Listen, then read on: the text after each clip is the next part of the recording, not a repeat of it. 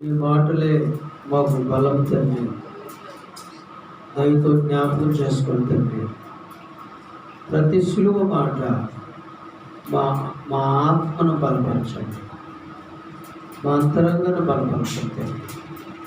మేము జీవించబడినట్లుగా మాకు సహాయం చేయండి. యేసు నామములో ప్రార్థిస్తున్నాం తండ్రి. ఆమేన్. మొదటి మాట మనం చదువుకుందాం. పరిశుద్ధమైన బైబిల్ గ్రంథం నుండి లూకా సువార్త 23వ అధ్యాయము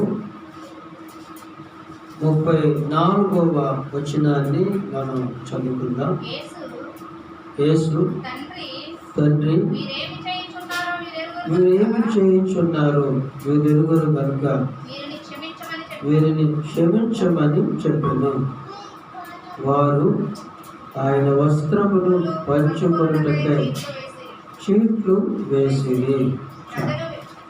చూడండి, ఇక్కడ మరి యేసుక్రీస్తు ఈ దినాన్న ఉదయం 9 గంటల నుండి మధ్యాహ్నం 3 గంటల వరకు ఈ యొక్క మరి శిలువ కార్యము జరిగించారు. మానవులందరి పాపముల కోసం, శాపముల కోసం, రోగముల కోసం, సమస్యల కోసం యేసుక్రీస్తే ప్రాయశ్చిత్తం అయిపోయాడు. ఈ ప్రాయశ్చిత్త కార్యం అంతటినీ కూడా మనం మరి జ్ఞాపకం చేసుకుంటూ ధ్యానం చేసుకుంటున్నాం.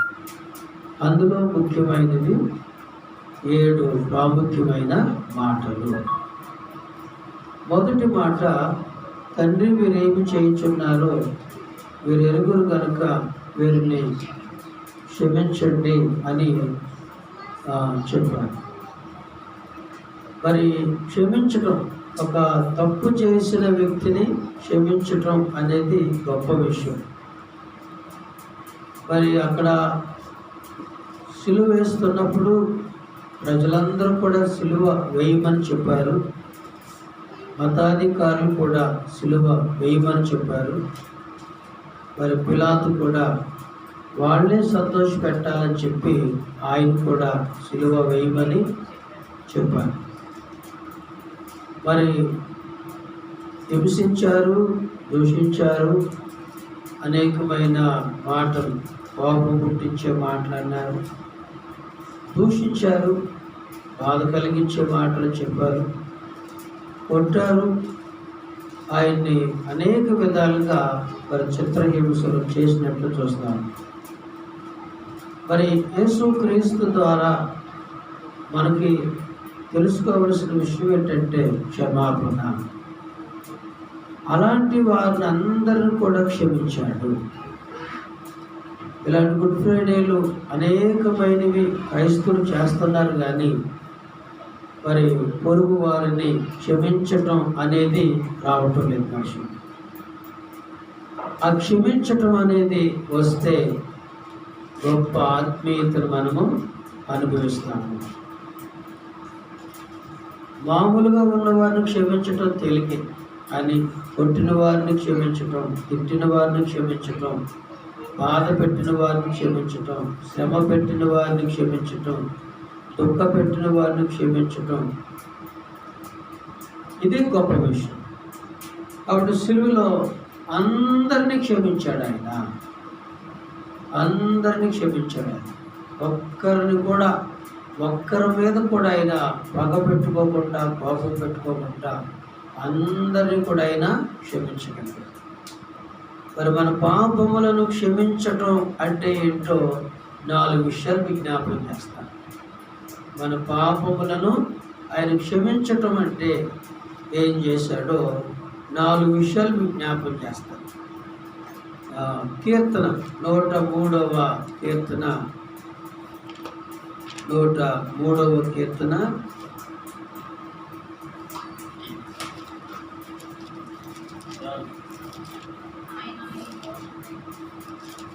103వ కీర్తన 12వ వచనాన్ని మనం చదువుకున్నాం. పడమటికి తూర్పు ఎంత దూరమో ఆయన మన అతిక్రమములను మనకు అంత దూరపరిచి ఉన్నాడు. ఇది మొదటిది. క్షమించటం అంటే ఏంటంటే ఆయన సిలువలో పాపాన్ని క్షమించాడు, పాపులను క్షమించాడు అంటే అర్థం ఏంటంటే పడమటికి తూర్పు ఎంత దూరం ఉంటుందో మనం చెప్పగలమా? చాలా దూరం ఉంటుంది. మరి మన అతిక్రమములను అంత దూరముగా పరిచి ఉన్నాడు ఆయన. అది ఆయన క్షమించాడంటే పడమరకి తూర్పు ఎంత దూరమో అంత దూరం చేసేసాడు. దేవునికి మనకి ఇంకా కొంచెం కూడా సమీపంగా ఉండకుండా, దగ్గరగా ఉండకుండా చాలా దూరం పనిచేశాడు ఆయన. అది మొదటిది. రెండవది యెషయా గ్రంథము 38వ అధ్యాయము. యెషయా గ్రంథము 38వ అధ్యాయము 17వ వచనాన్ని చదువుతాం. మిక్కుటమైన ఆయాసము నాకు నెమ్మది కలుగుటకు కారణమాయను. నీ ప్రేమ చేత నా ప్రాణమును నాశనమను గోతు నుండి విడిపించింది. నీ వీపు వెనక తట్టు నా పాపములన్నీ నీవు పారవేసితివి. చూడు, మిక్కుటమైన ఆయాసము కలిగింది ఇక్కడ భక్తుడికి.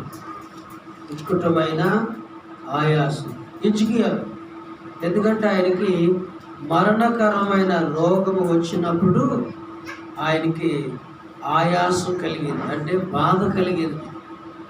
ఏంటి, నేను దేవుల్లో ఉంటున్నాను, దేవుల్లో బతుకుతున్నాను, దేవుని కోసం జీవిస్తున్నాను, నాకు ఇలాంటి రోగం పెట్టాడు, ఇలాంటి మరణం నాకు పెట్టాడు అని ఆయాసపడ్డాడు. ఆయాసం ద్వారా నెమ్మది కలుగుటకు కారణమాయను అంటే దేవుడు పెట్టే కొన్ని సమస్యలలో కూడా దేవుడు నెమ్మదిని కలుగజేస్తూ ఉంటాడు. నీ ప్రేమ చేత నా ప్రాణమును నాశనమను గోతు నుండి విడిపించింది. దేవుడు మనల్ని ప్రేమిస్తున్నాడు. ఆ ప్రేమను ఎలాగ తెలుసుకుంటామంటే సిలువ ద్వారా ఆయన ప్రేమను మనం తెలుసుకుంటాం. మరి ఆయన ప్రేమ చేత నాశనమను గోతు నుండి విడిపించాడు. నాశనమని గోతు అంటే నరకం, అగ్నిగుండం, పాతాళము. మనుషులందరూ వారు పాపములు చేయటం వలన ఆ గోతులో పడవలసిన వారు. కానీ దేవుడు మనలను ప్రేమించి ఆ గోతిలో పడకుండా మనలను అద్భుతంగా తప్పించాడు.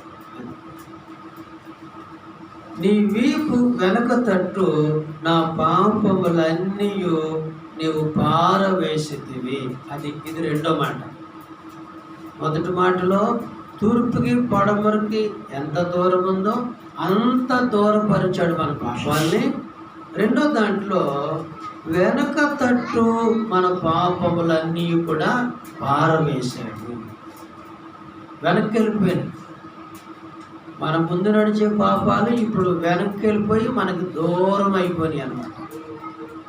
తర్వాత మూడోది లూకాసు వార్త 7వ అధ్యాయము 19వ వచనం చదువుతున్నాం.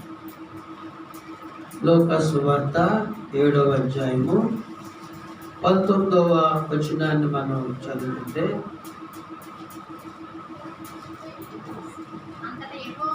అంతటా యెహోవా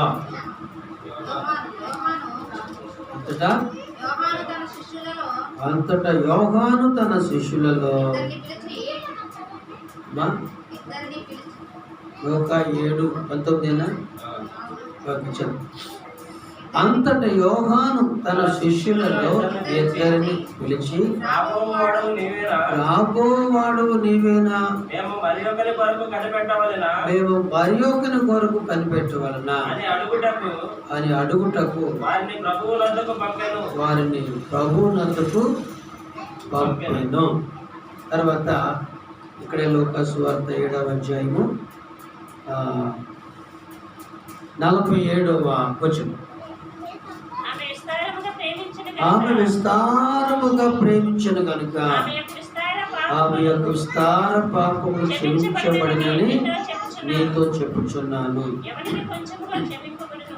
ఎవరికి కొంచెముగా క్షమించబడును వాడు కొంచెముగా ప్రేమించినని చెప్పి ఆమెతో చెప్పాడు. మూడో మాట అంటే ఆయన క్షమించాడు. విస్తారమైన పాపములను ఆయన క్షమించాడు. కొన్ని పాపాలు కాదు, అన్ని పాపాలను ఆయన క్షమించాడు. ఏమీ ఆయన ఉంచుకోలేదు. ఇంకా కొంచెం కూడా ఆయన కోపం ఉంచుకోలేదు, ద్వేషం ఉంచుకోలేదు.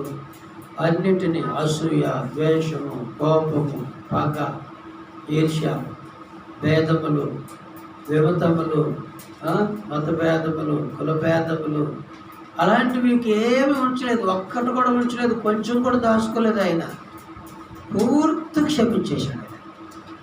అన్నిటినీ మనకున్నటువంటి అన్ని పాపముల నుండి ఆయనే మనల్ని క్షమించేశాడు. అందుకనే ఆమె క్షమించబడింది కాబట్టి 50వ వచనంలో అందుకు ఆయన నీ విశ్వాసము రక్షించను, సమాధానము కలదానివై వెళ్ళమని ఆ స్త్రీతో చెప్పాను. సమాధానం, మన పాపములు క్షమించబడినప్పుడు మన హృదయంలో సమాధానం కలుగుతుంది. ఎవరు పాపములైతే హృదయాల్లో ఉంటాయో వాళ్ళ మనస్సులు, వాళ్ళ హృదయాలు ఏదో ఒక భయం చేత, ఏదో ఒక కంగారు చేత, ఏదో ఒక కలవరాల చేత, ఏదో ఒక టెన్షన్ చేత, ఏదో ఒక గలిబిలిగానే ఉంటాం. కానీ ఎప్పుడైతే ప్రతి పాపము క్షమించబడిందో సమాధానంగా ఉంటారు, నెమ్మదిగా ఉంటారు. ఇక అప్పుడే మంచి ఆరోగ్యం కూడా కలుగుతుంది. 4వది యెషయా గ్రంథం 44వ అధ్యాయము 22వ వచనాన్ని చదువుకుంటే 44:22 ఇక్కడ చూడండి ఎంత మంచి మాట. 44:22లో ఏమంటామా? మంచు విడిపోవునట్లుగా నేను నీ అతిక్రమములను మబ్బు తొలగునట్లుగా నీ పాపములను తుడిచివేసి ఉన్నాను. నేను నిన్ను విమోచించి ఉన్నాను, నా యొద్దకు మల్లుకొనుము. 4వది ఏంటంటే తుడిచివేశాడు ఆయన. మనుషులు పాపములన్నిటిని కూడా సిలువ ద్వారా, క్షమాపణ ద్వారా ఆయన తుడిచివేశాడు. శుభ్రంగా నీట్గా అయిపోయిందంట. ఎలాగంట? మంచు విడిపోయినట్లుగా. మనకి చలికాలం మంచు వస్తుంది, బాగా దట్టంగా పట్టుద్ది. అయితే ఎండ వచ్చినప్పుడు, ఎండ వస్తూ ఉన్నప్పుడు మంచంతా కూడా కరిగిపోతుంది. మంచంతా విడిపోతూ ఉంటుంది ఎక్కడికక్కడే. అంత విడిపోయి మళ్ళీ తెల్లగా ఎండ వచ్చేస్తుంది. అలాగా ప్రతి పాపమునైన మొప్పు ఎలా తొలగిపోతుందో అలాగ సిలువలో తొలగించి వేశాడు ఆయన. తర్వాత మంచు విడిపోనట్లుగా మబ్బు తొలగినట్లుగా. ఆకాశంలో కొన్ని మబ్బులు చూస్తూ ఉంటుంటాం. అలా మబ్బులు వేసినప్పుడు ఏదైనా గాలి బాగా వచ్చిందనుకోండి, అప్పుడు మబ్బు అంతా కూడా ఏమైపోతుందంటే తొలగిపోదు. ఎటు వెళ్ళిపోద్ది. అరే బాగా మబ్బు పట్టింది, వర్షం పడుతుంది అనుకున్నాం, ఇదే మొత్తం అంతా పోయింది, మబ్బు ఏం కనపడట్లేదు అన్నట్లుగా మనుషులకి మబ్బులాగా పట్టేసిన పాపాలన్నిటిని కూడా ఆయన సిలువ ద్వారా, క్షమాపణ ద్వారా దెబ్బకి తొలగించేసాడు. తొలగిపోయింది దెబ్బలు. అది మంచు తొలగినట్లు, మబ్బు తొలగినట్లుగా మన పాపములను ఆయన తుడిచివేశాడు. దేవుడి మాటలు దీవించుగాక. చిన్న ప్రార్థన చేసుకుందాం. పరిశుద్ధుడా, ప్రేమ గల తండ్రి, జీవాధిపతి, సర్వాధికారి,